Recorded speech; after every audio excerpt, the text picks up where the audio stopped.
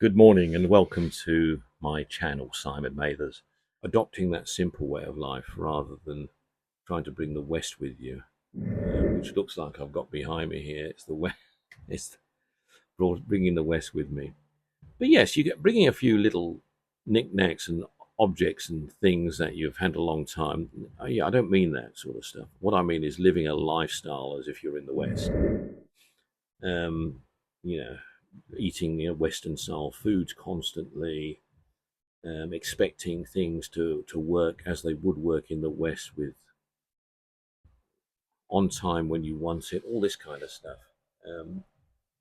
Be very careful in that area.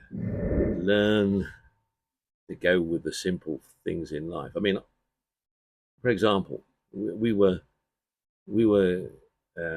suddenly decided we're going to have a potato salad the other day, yesterday, and we suddenly realised we didn't have any potato. We just been to the market. We didn't buy any. We forgot. We thought we had some. We didn't. And so I said to Richard, well, let's do something different. Let's try potato. Let's try sweet potato salad, and see how that. We'll put some other vegetable in it as well, some chopped carrots and sweet corn, and let's try a sweet potato salad. A little bit of egg mayo type of thing went into it as well, and we made this potato salad using sweet potato, and it was superb. Actually, it was bloody good, and surprised us in terms of how good it was. Uh, and potatoes here in the Philippines, you pay premium for potatoes, but sweet potatoes are growing in every garden within the Philippines. Just about everyone grows sweet potatoes. Sweet potatoes are, as pardon the pun, cheap as chips. So I would recommend anybody, if you're thinking of a potato salad, try it with sweet potatoes. There are things like that all the time that we learn and gain from.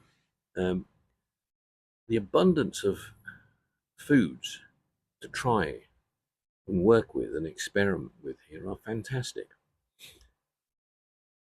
So coming here to live, you've got to be adventurous and a little bit when it comes to new things, new ways of doing things, improvising where you need to, but enjoying that journey as well. Don't get hung up on, oh, it doesn't work here in the Philippines, or it's too slow in the Philippines, or getting frustrated with it. You've got to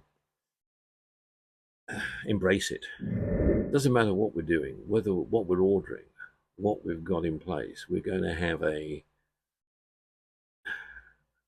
different time slot to what we initially said.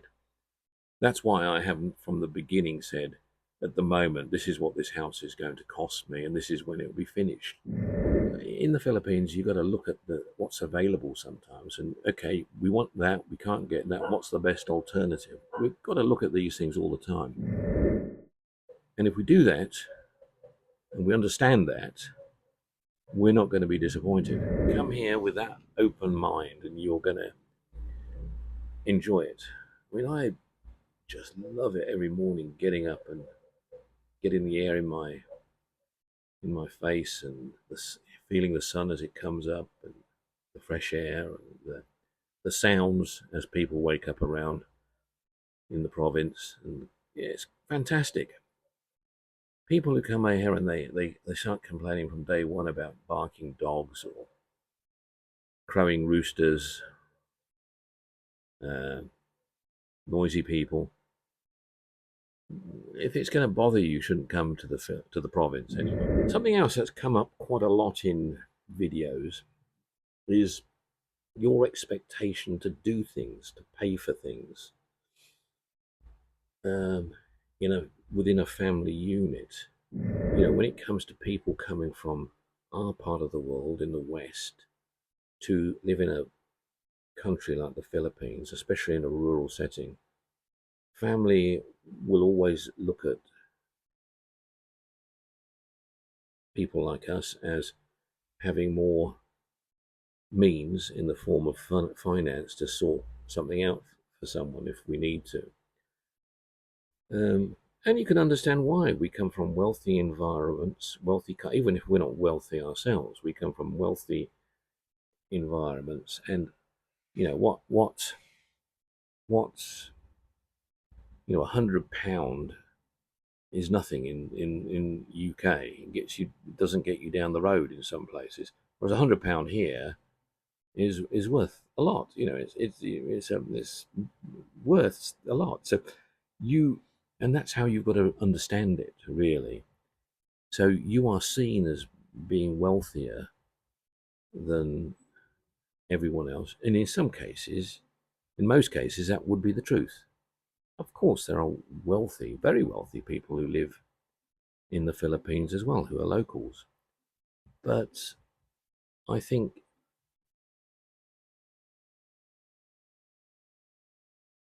doesn't change the fact that when you're coming here and living in this environment as a foreigner from the West, you're always going to be perceived as having more money than someone else. We're on pensions. We're stretching our funding as best we can, and that's why I give it all to Richie to deal with, because she knows the value of things around her and she handles it. I don't get involved in it. You know, she'll come and discuss it all with me. Of course she will. She I don't even have to ask her. She comes and says, "I want to buy this. What do you think?" And I'll say, "Well, can we afford it?" She says, "Yeah, I think so." Well, do what you need to do, my darling. That's it. So that's what we do. I mean, I don't. Part of the fact of financial freedom for me is really not getting involved in it. I I'm quite happy to not be involved. She will handle the electric bill, all the utility bills, pay for anything that's required, pay for the food, the groceries, pay for the build, budget the build. I mean, I've helped her with budgeting um, practice. That's all I've done a little bit on the build side of it. But so, but we're not wealthy, despite being perceived by many locals. I mean, the way I dress says the story, really. Why do I want to live in a wooden house? Why do I want to live in the province? Why do I like eating local vegetables? It's, you know, they get a little bit concerned that am I a bit odd or what, but it's because that's what I enjoy. And of course it's affordable. It's the best value for money, eating local, buying local, going to the wet market rather than going to a Western supermarket in the city of Cabanatuan. Um, I live and eat well with local produce, local products. So why do I want to bring in a lot of Western products and use it? No. Um, but the perception is always Western people are wealthy compared with locals. I mean, that's just the perception people have. Untrue. It's untrue. But I guess if they think, well, you could afford to fly here, and it costs a lot of money to fly, therefore you must have money. Yeah. But on saying all of these things, because we live in a culture of family environment, of course, I do incorporate family into our budget with our household here. And there's three of us plus three others, and I do incorporate and others that are around us as well. I do incorporate in assisting with, particularly with food and meals. If we're cooking something, we share it. We don't we don't just buy something and we eat it and everyone else sits out. We share. That's our view. That's our policy because we live in close proximity, and we assist. We help out. Um, our electricity through our house is linked to other properties. I'm not going to say whose they are, but and so we pay the electricity bill, and then over time we recover some of the money for for where we haven't used this type of thing. We'll do that, and same with water, and the same with with other utilities. When it comes to our vehicle, our electric vehicle, that we obviously we charge it ourselves, but we use it. We use it, but we let others use it as well. It gets used by other members of the family, providing it's looked after. It's not a problem, and that's what family is all about, isn't it? Really, it's not about anything else. We do it. That we live in this compound environment where we help each other, as life should be in the world. Family will sometimes fight, yes, and it happens here constantly. People have an argument with each other and then it causes awkward situations. Not for me, but for some people who are suddenly not included in something or talking or contributing. And this is also common in environments of this nature. But when the real crunch comes, when people are needed to help out or pull their weight, they're there. They are there for each other. I notice this all the time. So when there's a real crisis in hand, everyone's got each other's back. They're there for each other, and you become part of that. So your back is covered as well. So remember, when you're coming into an environment as a foreigner, don't think as a foreigner.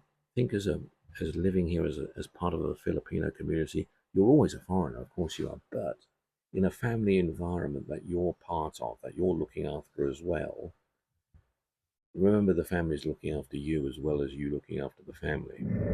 So that's the other part about bringing your logic and thinking here. You've got to think, if it doesn't work like that where you are living in your Western country or wherever you are, that's kind of how it works here in the province. So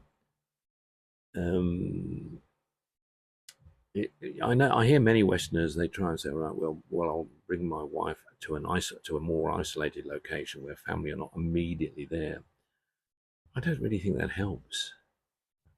And why would it? I mean, what you're gonna, I spent 16, 17 years outside of the Philippines, but we were still worrying or caring for family. We would still send money over every month or most months to contribute to the household here. And before Richie met me, she was doing it by herself.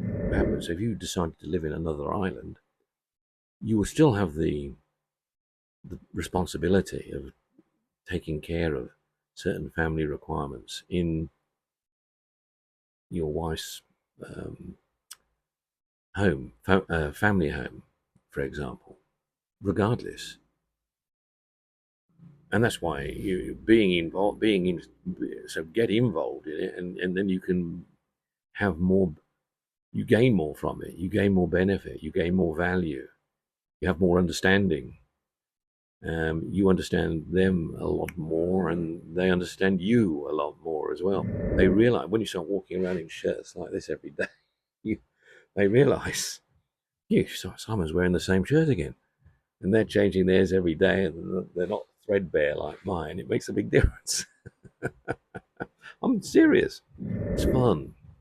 You come here you move to a place like this to embrace the culture, embrace the change from where you come from, enjoy the journey, and that's what's important. Talk again. Bye-bye. And other boys, when they were young, and me as an older sister would say to them, fetch some water. What is this you're making anyway? Chop suey. Oh yes, as you said, chop suey, my favourite actually. Stir fried veg. I really enjoy that. So this one, there's two types of carrots. Carrots that was from yesterday, and carrots that's fresh from today, for today. Yeah. And for yesterday's carrots, and which is this one, is 30 pesos. Yes. And today's carrots is 50. So Right. I chose to buy the 30 pesos a kilo. Right. And they're all going to taste just the same, actually, aren't they? Yes.